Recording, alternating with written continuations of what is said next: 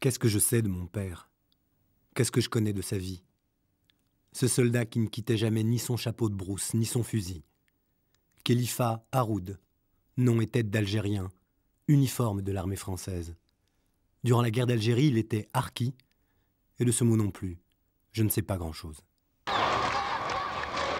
Le 1er juillet 62, les Algériens se prononcent pour l'indépendance totale de leur pays. Tout le monde criait Yahya el-Jazaïr, que vive l'Algérie, et que nous, on savait que c'était plutôt de l'autre côté, vive la France, qu'il fallait dire.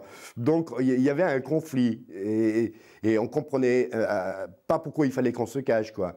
Donc, on avait petit à petit assimilé qu'il y avait quelque chose qui se passait, qui était l'indépendance.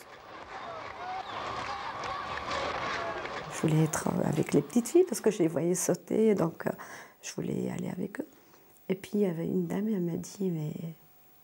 Tu es qui, toi? Je lui ai dit, je suis la fille à monsieur Khalifa Haroud. Elle me fait, ah, ton père c'est un harki et tu viens avec nous?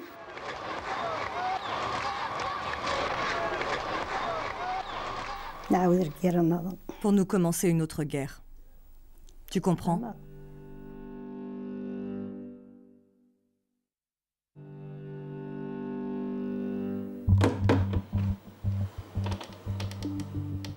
J'ai longtemps vécu avec l'idée qu'être fils de harki revenait à être le fils d'un paria, rejeté par l'Algérie, ignoré par la France. De cette histoire, il reste si peu. Pourtant, c'est la vie de ma famille. Pour reconstituer et comprendre cet épisode, je n'ai que quelques vieux papiers, très peu de photos et aucune lettre. Quant à ceux qui ont vécu ces événements, ils n'ont jamais rien raconté.